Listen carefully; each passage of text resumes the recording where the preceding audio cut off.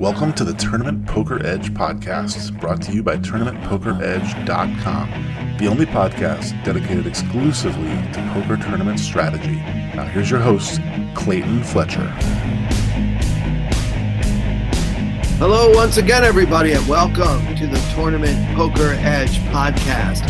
My name is Clayton Fletcher, and I am in beautiful, safe, socialist New York City.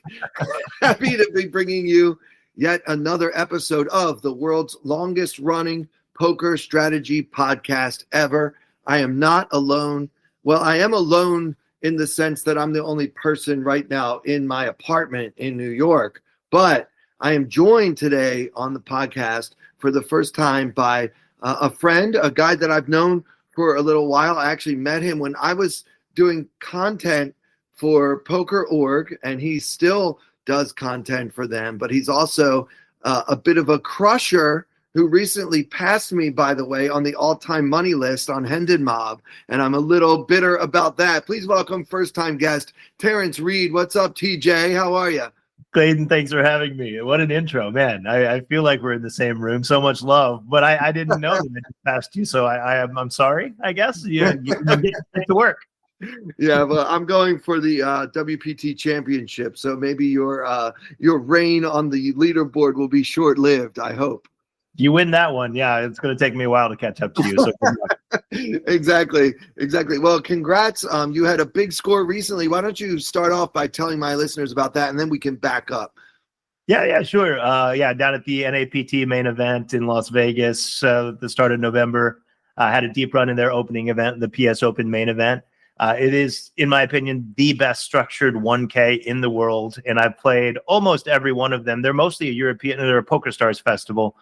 So I've played every one throughout this year, and I've cashed every single one that I've played. Nice. So I'm just, like, coming in with so much confidence into this event. Love the structure. Fired 5 bullets to eventually make a run and finish in second place for just a shy under 100K. That's fantastic. Now, is that the biggest score that you've had? I should have looked that up before. No worries. Yeah, it is my third biggest score. If I would have won the thing, it would have been the second biggest score. My biggest one was like 192 last year at the Thunder Valley main event. Oh, nice. Yeah, I've never been out there. Everybody says Thunder Valley is a really cool place. I've heard really great things. I've just never made the trip. I love Thunder Valley. It's literally one of my favorite places to play. I'm only 5 hours away, so it's one of the few places that I can drive. Ben Irwin's the poker room manager there, and he just does so much fun things. He says yes to a lot of stuff. They're always doing fun events, they karaoke nights, parties, and then they partner with Run Good, and they have the same reputation. I highly recommend getting to Thunder. They don't have the biggest fields; they're kind of mid-tier in terms of the size of fields they get for the mid stakes, but well worth going. It's one of the few places that you can go get your butt kicked and just lose money all week long and still leave knowing you had a good time. Yeah, that sounds like my kind of vibes. Maybe we can talk them into doing a comedy show. Would that be cool? Can we, They've already done several. Joe Stapes does a comedy night almost every time that Run Good goes out there. So I would recommend doing it during a Run Good night. Hit up Joe Stapleton and Tana Karn with Run Good, and I'm sure Joe would love to have you on the stage. Yeah. Joe and I go way back. He's a really close friend of mine, and I've watched him go from, I would say, aspiring comedian to really strong comedy act. So it's been fun to see, as his poker career has also been growing over the years, and he's had more and more opportunities in poker. He's also gotten so much stronger as a comic, and it's fun to see one of your friends really like get great at something. I think is it's kind of its own reward. You know what I mean? The first time I ever went to WSOP in the summer, which was only about 5 years ago, the very first night I got there, I went to see Stapes perform a comedy show. That was the first time I ever met him. And now I've seen him perform 5 or 6 times at this point at various venues. Agreed. He's such a strong show. He knows his audience. He knows his material really well. But we've spent many a night, traumatically spinning slot machines together and have bonded have bonded. And he'll tell you a couple of stories over the last couple of years that we've gotten closer than ever before. And I truly value Joe as a friend. Yeah. So I'm always like attracted to friendships with people that don't take life too seriously, don't take poker too seriously. And I think you absolutely fit in that mold, which is maybe why you and I get along so well. You know, when you're not playing poker, I mean, I've seen you play high stakes slot machines on your stream on YouTube.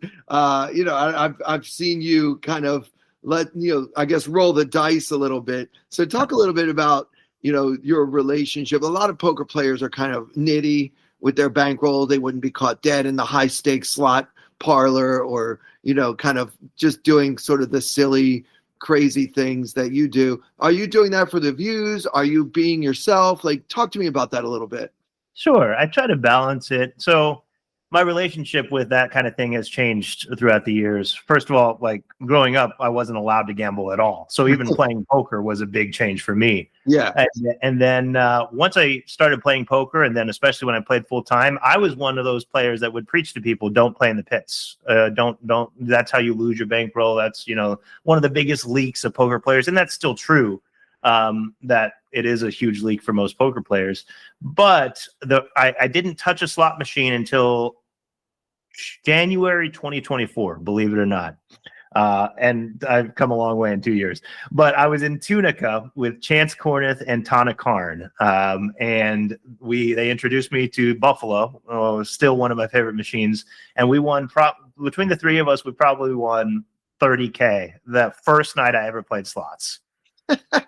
I mean, I think that's kind of like the devil at work, isn't it? It's like, yeah, make you think every time you play a slot machine, you're going to win $30,000. You don't want to win the first time you go, for sure. But then the rest of that week, just everything I touched turned to gold, whether it be slots or poker. And my introduction to slots was amazing. And I actually made money in slots in 2024. There's this group of people that do advantage play. And so that's where I really started diving into, like, looking at the machines that you can actually play for plus EV if you're patient enough and strict enough. And then, so it is possible to play slots advantage play. I was a doubter, but it's possible. And that's kind of the rabbit hole I went down. And I focused on advantage play slots for months. In that world, you know, there's sometimes you go outside of advantage play because it's fun or because you're with friends and you're not taking it that seriously. So my preaching now is just like, know what you're gambling, know why you're doing it, and never gamble more than you're able to lose and not worry about it whatsoever. So as long as you're doing those three things, cool. Don't try to make a living off slots. Don't, you know, and also realize that anytime you see these influencers or even on my channel posting the videos that they win, like, you don't see all the losses. You don't see all the nights you slink back to your room after bricking everything. Like, it's not all the glam and glitz that it pretends to be. They're a horrible return to a player investment that are lots of fun, and that's why people play them. Yeah, I'm pretty sure they make them fun on purpose. Exactly. Usually the more fun they are, the worse they are as far as return to player. That's the way that works.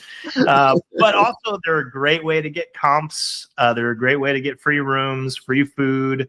You know, casinos love their slots players and they love them for a reason. But if you can't game the system, you hit them on days where you can get more points and you play appropriately, like, you can use it to your advantage. And as a traveling tournament poker player, expenses are one of the hardest things to overcome to become a profitable player. And if you can use comps to your advantage to get free nights and free food, it goes a long way. Yeah, it sounds like you got a little bit of Alan Kessler in you, trying to find the comp deals, the coupons, right? I love Alan. I'm going to take that as a compliment. I try to take it all the best parts of Alan and imitate them while trying to shed the rest of them, you know? I definitely intended it to be taken as a compliment, for sure.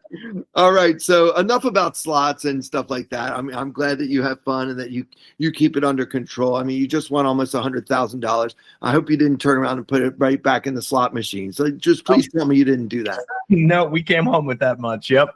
There we go. So what is the secret to your recent poker success? I mean, of course, in any string of good tournament outcomes, there will be luck, but, you know, just separating the luck from everything else. Have you been working on your game? Are you studying? A little bit of several things. I studied hard in late 2023, early 2024, which kind of was preemptive to multiple of the best scores that I've had, and I owe that success to that study.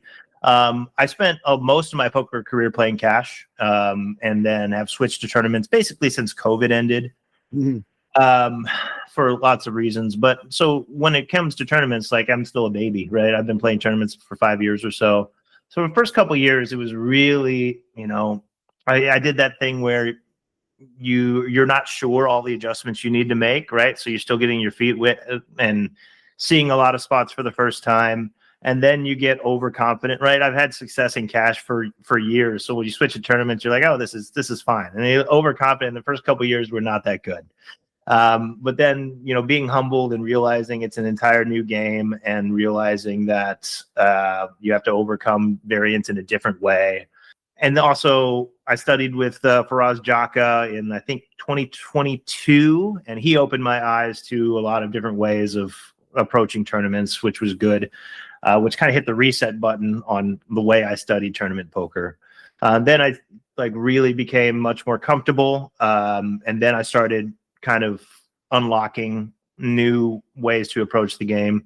At the end of 2023, started 2024, I committed to, really, really taking tournament poker super seriously, getting with the right people who are about the same skill set as me or a little bit better, and surrounding myself with them, along with study, and then just tons of volume. Those three things are the biggest keys. Yeah, that's great. Yeah. And, you mentioned Faraz. My listeners know, I think our promo code is still active on Jaka Coaching, TPE. You guys can try that if you're interested in joining that site. I mean, he just has Kevin Rabishal just joined the team over there. I mean, they've got really good coaches. And Faraz is, to me, one of the guys that has always seen the game a little bit differently than everybody else, and possibly a little more clearly than the rest of us. So, I mean, that's a good one to kind of hook up with if you want to try to really, get some good quality coaching. Talk us through a little bit what was like working with him as a coach, and what was his process? What kind of leaks did he find in your game? What were you working on mostly with Faraz? So for transparency, it wasn't a one-on-one coaching with Faraz. It was this group coaching that he does, and studying his pre-recorded lessons on his site. But it's really about being comfortable in otherwise uncomfortable situations, recognizing that you can't be afraid to die in tournament poker. When I got into tournaments, the mentality that I had and that other people preached was protect your tournament life at all costs. Right? Don't bust when you don't have to. Grind it out, survive as long as possible, right? That was a dangerous mentality, because I was afraid to pull the trigger if I wasn't sure of the outcome. And yeah, I lasted a long time very frequently, but oftentimes I'd approach the bubble with less than 20 big blinds, or I'd fizzle out towards the end and I'd have to take a flip, and then my entire tournament comes down to a 50-50 flip, that sort of thing. A lot of what I learned from Faraz and what he coaches is build a big stack, so you can survive the variance of a single tournament. So whether you bust in level 1 or level 12, it doesn't matter. It's not a massive failure to bust in the early levels, right? So don't be afraid to pull the trigger, play your game. Don't just go crazy for no reason, but be willing to take chances, because, pulling the trigger early in level 2 to get that big bluff through means that you don't have to win the flip in level 12 in order to survive. And then when you approach the bubble with a big stack, it's a snowball effect, right? You just collect more and more chips on your way towards the deep stages of the tournament. And the deep stages, final few tables, top 1%, top 0.1%, that's where all the money is. So that should be your focus and your target, not sneaking into the money. Yeah, because that way, when you do get into the money, you have a great chance of not just min cashing anyway. Whereas if you're desperately trying to win that last coin flip before the bubble bursts, even if you do happen to win that flip, you're probably just going to get, a small rebate of your buy-ins, especially if you entered 5 times. Yeah, and everybody plays poker for different reasons, right? Some people play 2 tournaments a year, and if one of them is the 10K main event, sneaking into that min cash is a huge deal, right? Maybe that is the goal, and that's okay. But as a professional tournament poker player, the min cash is not going to pay the bills on a regular basis. Like, you need to be targeting those deep runs in those final tables. And in order to do that, the best way to do so is to have a big stack so that one flip can't end your tournament live. I love it. So I wanted to ask you, before we get to, I know you have a hand from those deep stages of a recent event. Before we get to that, I wanted to ask you about Torching with TJ. I know that's your YouTube series. Is that still going? I know you've been busy touring. Have you still been able to upload lots of videos and keep the content coming?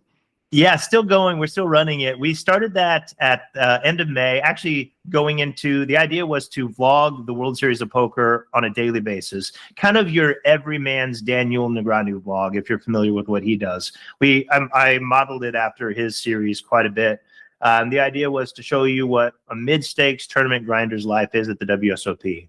I incorporated some like sports and slots and table games just to try to capture the biggest audience, but the focus was wholly on the poker.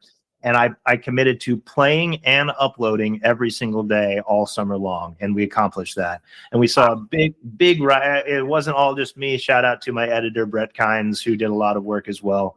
Couldn't have done it without him. But the idea was day in the life. If you can't be in Vegas, this is what it's like to live this life, or the highs, the lows, the deep runs, the downswings, whatever you want to call it. And a lot of characters along the way. So we brought in a lot of well-known people in the poker community to do cameos and that sort of thing. It really was authentic and fun was the goal. We weren't going for clicks. It was just 20 minutes of here's what my day was yesterday at the World Series of Poker. And people really embraced it. We hit 1,000 subs within a few weeks, which is monetization, which was surprising. I didn't even expect to get there over the course of just one summer, but saw a lot of support. And a lot of people crave that poker content during the summer. And I was being told that I was being pushed to the same people that was watching DNEG's vlogs, which is huge for It's amazing for exposure. After the summer is over, it's slowed down a little bit. I haven't been doing it daily. Obviously, there's not enough content out there and I'm not playing enough to do daily. But I do kind of, the goal is about once a week, upload a series. And it's usually basically a recap of an entire series that I went to. So I go to Barcelona, play a whole series, show you the highlights and the lowlights, give you a recap and tell you like how much I profited or lost in Barcelona. And then hit the reset button, do it all again. So goal right now is about once a week. And then hopefully we keep this running long enough next summer to bring back the daily stuff at the WSOP. Really cool, man. That's so great. And I think here's what we'll do. We'll put a link to your YouTube in the description of the podcast so people can check that out. We need fun, entertaining poker, gambling content on the internet. That's what we need. We don't need any more like over analyzing, nerdy there's a place for that, but I think that the general public, they want us to bring the fun back into the game. And that's something that you're really doing on YouTube and on Poker.org and anywhere else you might be. So, thank you for your service to the community. I appreciate it. That's what I've been trying to go for is just authenticity. And this is what I'm really like. And if you hang out with me, like there's no, I'm not doing anything that I wouldn't do if there wasn't a camera on me. And at the same time, you're right. There's technical analysis. It's an oversaturated market. Nobody wants to sit there and see 12 hands and then click in the next vlog, So we'll go through usually one or two really interesting spots that I have, and I'll walk you through my headspace and what I was thinking, but we don't get too in the weeds with that sort of thing. Excellent. Yeah, guys, check that out. Click the link. TJ Reid Poker, right? Is that the link on YouTube? That's your handle, I should say. On That's YouTube. my handle. TJ Reid Poker. Yeah. Torture with TJ is like the channel, like the series name, but the channel is TJ Reid Poker. Thank you for that. Cool. Yeah, and we'll put a link, so we'll share that. And for those who are watching this on YouTube right now, you can see it there on your screen. So that's where you want to go to find Terrance's content. And now we're going to get into the hand, but first I want to tell you guys what I've been up to. I've been working really hard with GTO Wizard. I recently uploaded every hand I've played online, and the Wizard is telling me where my leaks are. Long story short, I've sort of discovered this already, but now I'm seeing the specific spots. Basically, I'm too tight on the flop. Like I'm folding flops in spots where the Wizard wants to call. Any solver would say, this is a spot for appeal. This is a spot for possibly even a bluff raise, and I'm just getting out of the guy's way. So I've been doing that less, and just learning from being able to upload all of your hands, and the wizard will actually analyze what these are kind of from a bird's eye view, from a macro level. These are the leaks in your game, so you can start to plug them. Now, the secret is you don't want to overdo it and then just start never folding on the flop, or, if it determines that you call too much on the river, just start folding every river. Obviously, that's not a good strategy either. But this tool is so easy to use. I'm not a techie.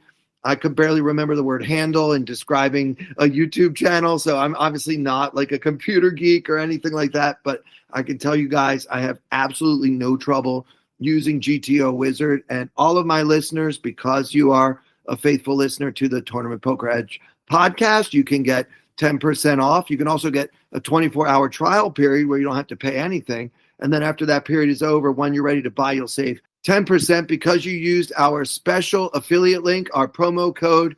So that is gtowizard.com/P/TPE. All right. So Terrance, tell me, what is this going to be from that Resorts World NAPT? It is going to be from that run, and it's going to be from the final table, actually. Fantastic. So this is $1,000 buy-in, and it's a PokerStars sponsored event. And here we are at the final table. How many players are left? What are the blinds? Set the stage for us. You got it. We've just reached the final table. I started day 2 as the chip leader, and I've now entered the final table also with the chip lead. Wow.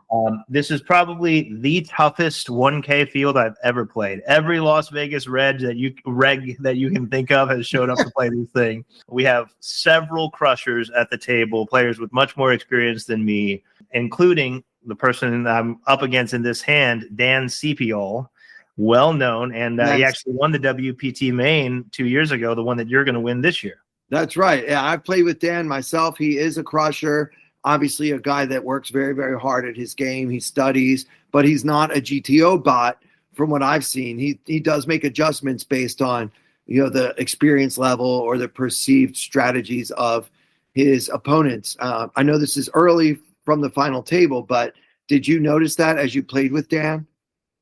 Yeah, I had played with him a little bit. Well, here at the final table, we've only been at the same table for about an orbit and a half when this hand takes place, so not really enough to get that. But I knew that about him.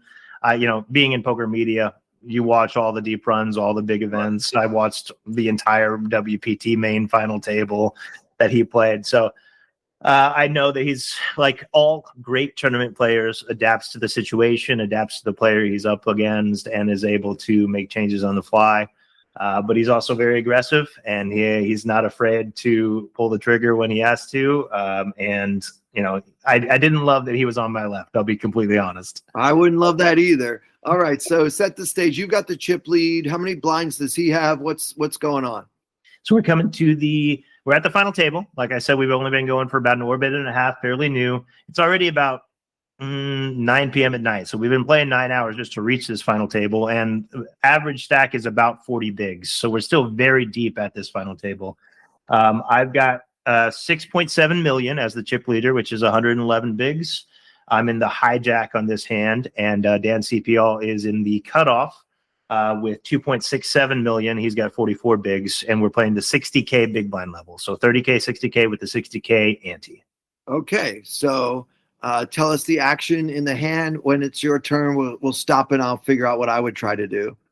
You got so folds to me. Like I said, I'm in the low jack, and I have ace 10 of spades. Okay, ace 10 of spades. Yeah, so are we in the hijack or the low jack? Sorry, I'm in the low jack. He's in the cutoff. My apologies. Okay, all right. So obviously we're going to open suited ace 10.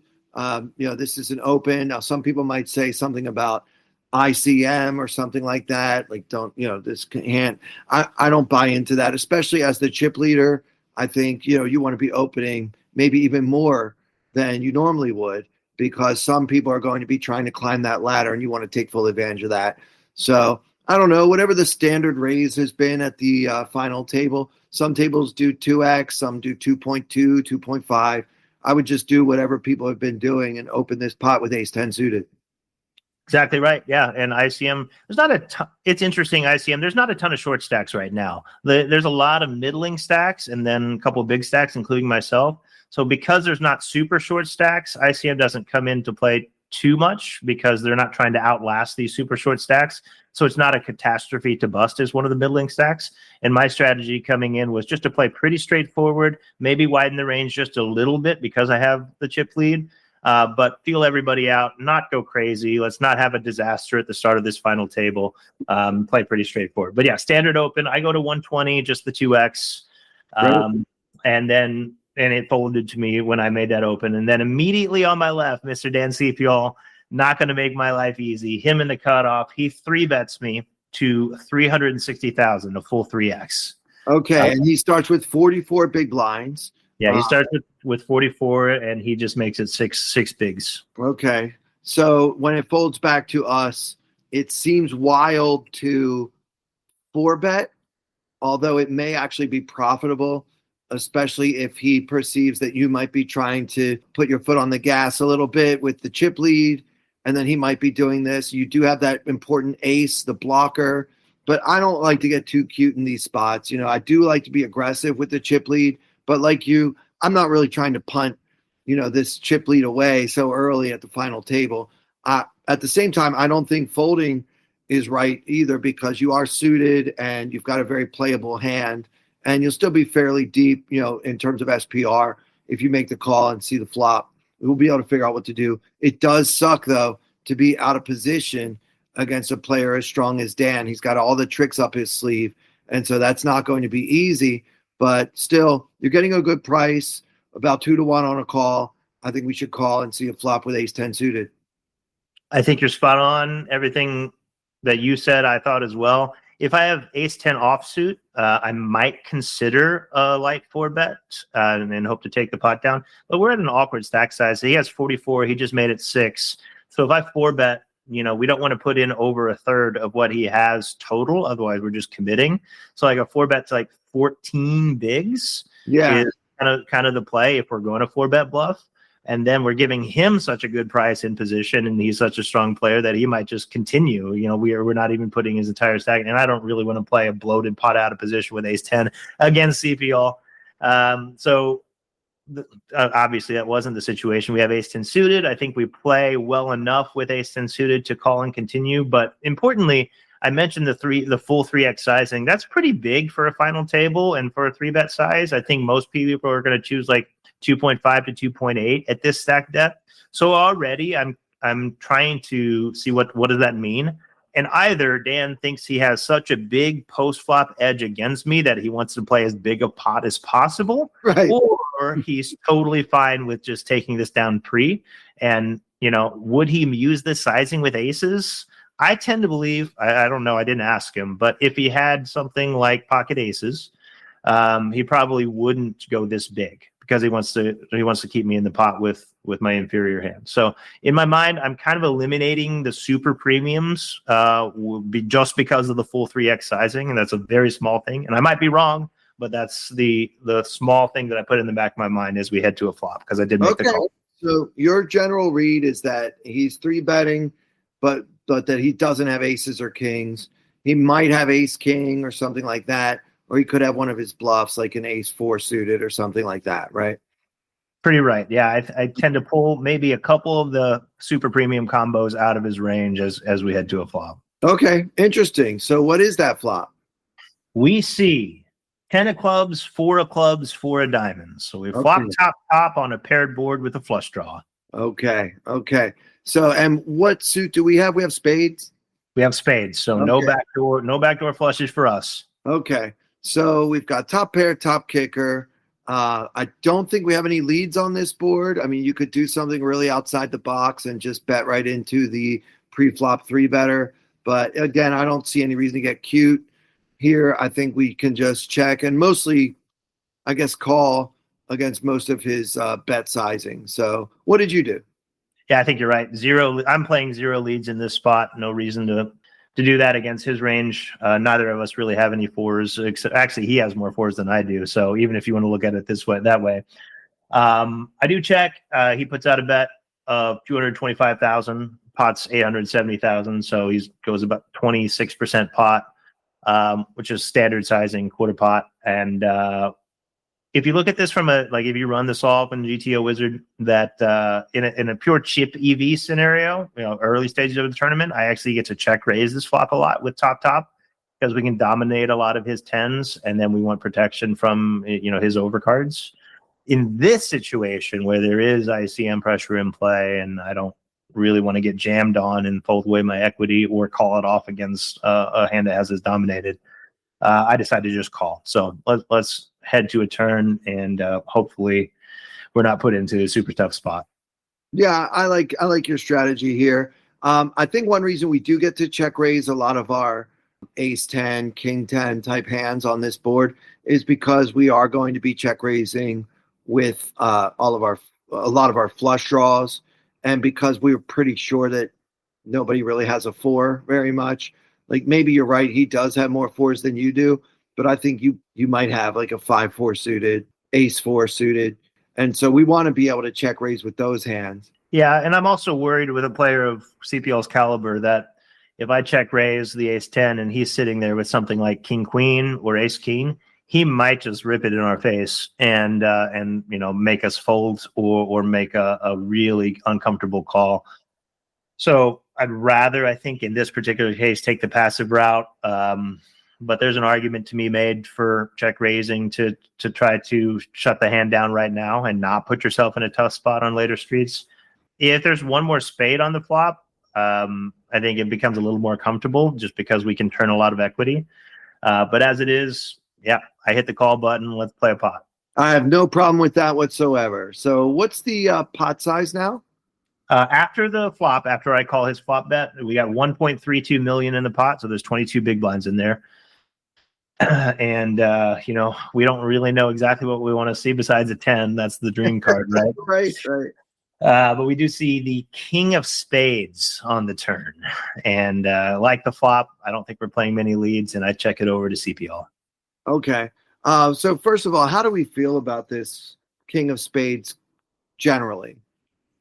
Generally, not my favorite card. Obviously, like I said, well, I can tell you, what we're thinking his range. Every street you play in poker, you're just trying to narrow a range down, right? And so both pre-flop and on the flop, he has a lot of, he has king, he has ace king, he has king queen, probably has maybe some king jack suited in there.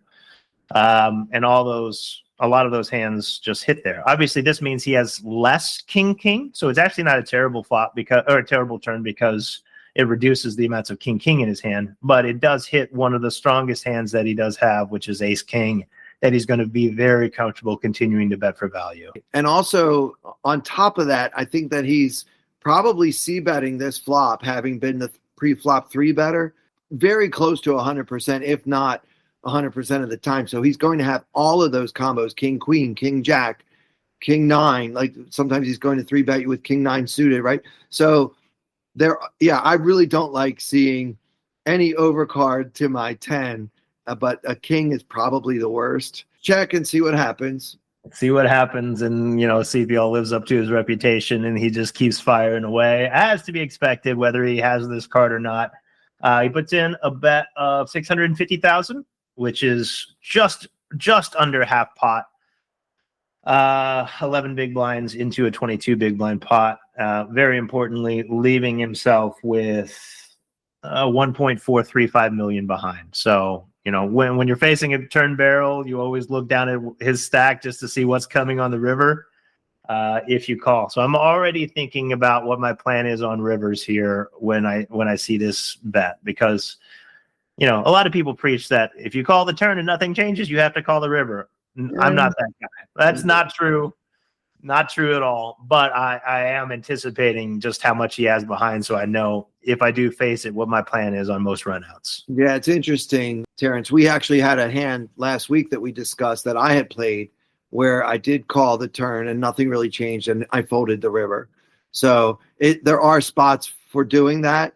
Why would you call the turn if you're not planning? But you don't know what's going to happen on the river. There are plenty of times when you call the turn and then the river goes check, and then you turn over the winner and you're done, right? So I don't really subscribe to that either. Like that's, in a way, that's, you're planning for the worst case scenario without knowing for sure that that's what's about to happen. Now, of course, it will happen more often versus an opponent like Dan, because he's going to test you.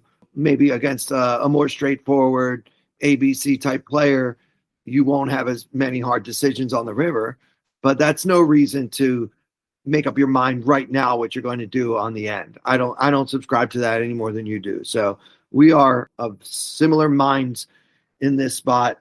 I don't want to fold. I don't really see much value in shoving. Yeah, I don't think there's any value in shoving. So when we bet, we accomplish, this, one of two things: a worse hand calls or a better hand folds, right?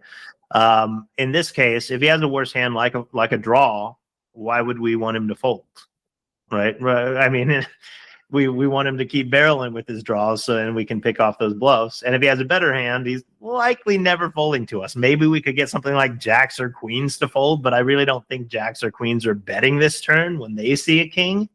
And I don't think he's ever folding a king. So I don't really see any value in check raising at all. You can't want to shut down all of his bluffs. Just because he has a draw doesn't mean you have to deny equity to that draw. Like if I told you 100% that he has jack queen of clubs, I mean, he'd probably call that specific hand. But if I told you 100% he had jack queen offsuit, like, why would I shove? He's going to fold his worst hand. And I get to play a river pretty confident that he has a draw. So yeah, I agree with you. I don't see any value to check raising at all. The question is, do I want to put this 11 big blinds in the middle and be prepared to face a big bet on the river? That might be uncomfortable. And I did. I agreed. I think top pair with the good, or second pair good kicker, is just too strong to let go of right now. He's double barreling too much that I am still ahead of. And we could go check on the river. And if we don't, let's see what the river is and decide then. Okay, sounds good to me. So we agree again, and we're calling this half pot bet on the turn. And now the river comes a deuce of diamonds. Okay, a brick. The brickless brick that ever bricked. There's 2.62 million in the pot. This is getting big. And I check, look over at Dan, and he thinks for maybe, I'm going to say 1.5 seconds before announcing all in. A very quick decision for his tournament life. He tanked 0 seconds at all and just snap shoves all in for 1.435 million, which is 55% pot. And there's still 9 people at the table. 0 people have busted. He is risking going out in 9th place.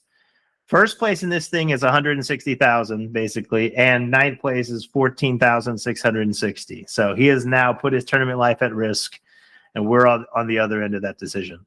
Yeah, this is tough. I mean, it's unlikely that he has. It's hard for him to have ace king when we have ace 10 and we see a king. It's hard for him to have pocket kings for the same reason. We don't think he would play queens or jacks this way.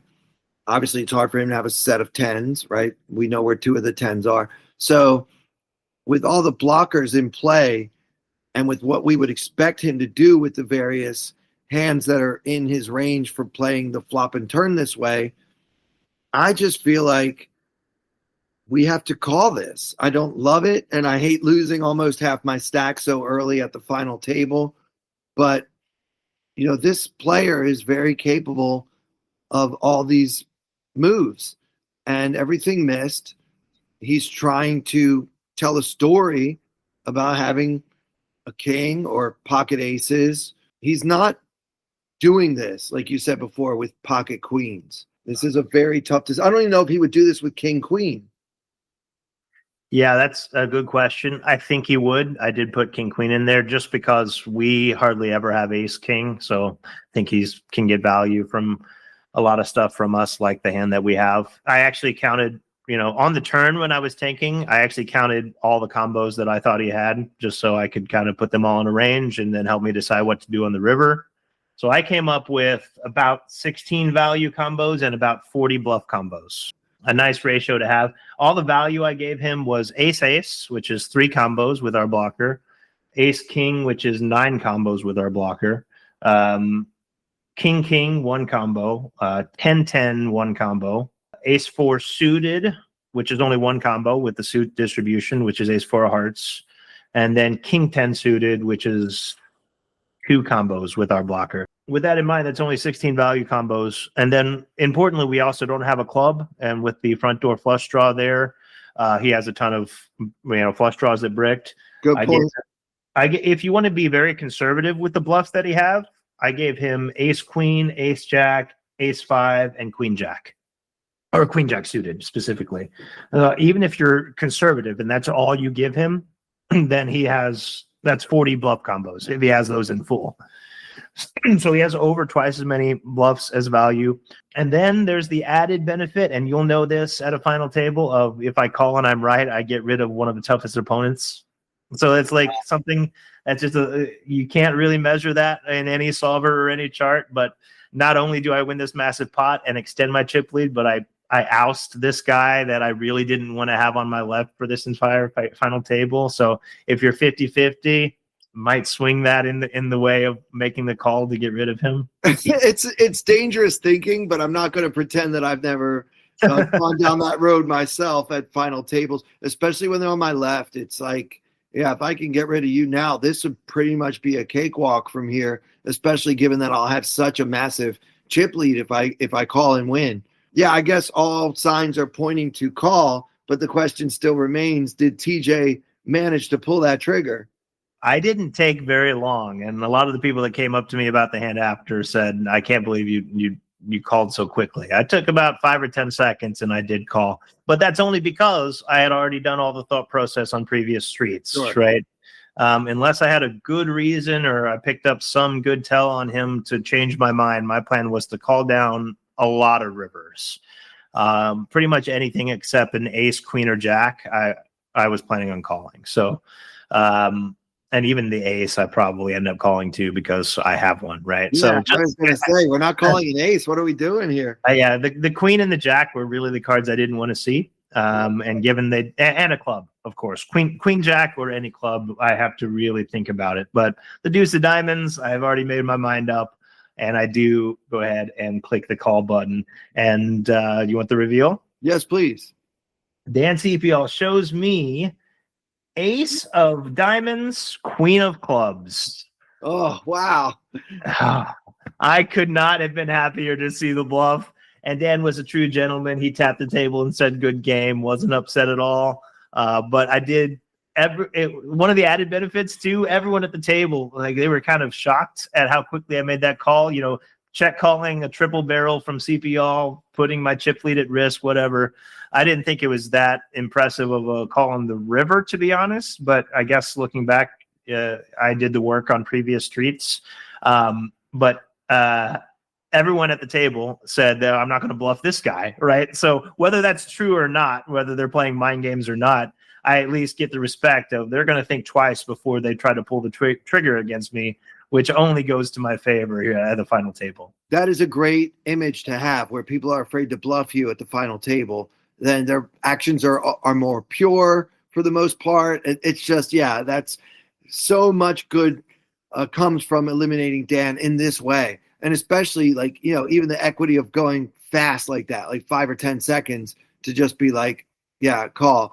And it's like, wow, you just called him with a 10. Wow, that's amazing. Yeah, I love this. I really love this. And that's obviously what set you up to, get really far at that final table. And you got second place for almost 100K. So that's great. I'm really happy for you. I appreciate it. Yeah, it was a great run. Obviously, I wanted to close it out. They put the big trophy there on the table. I came into heads up play with a 2-1 chip lead, and everything went downhill once we got heads up, unfortunately.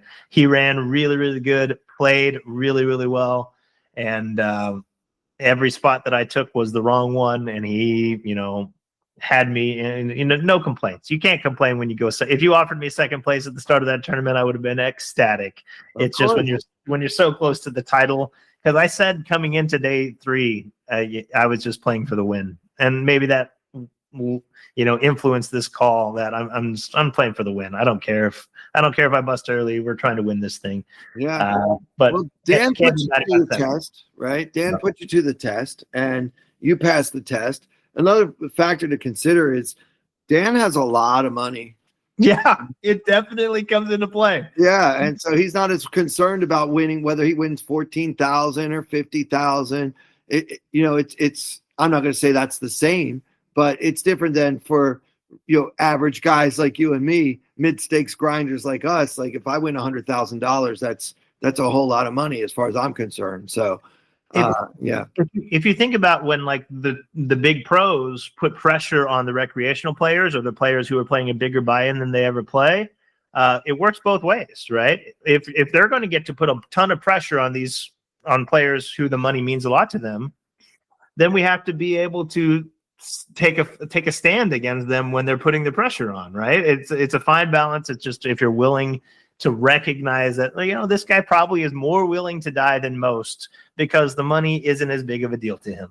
Yeah, it's great to have that in mind. And congrats again on the big score. I took way more of your time than I meant to. It's just you're so much fun to talk to, Terrance. Yeah, I love it. And I can be a little verbose for sure. So I appreciate you dealing with me, extrapolate all these thoughts out into the ether. But I love talking poker, and hand histories just stick in my mind forever and ever. So I'm always happy to hear what other people think about the same spot that I played. And I think we were on the same page about a lot of the decisions. So yeah, it's always fun.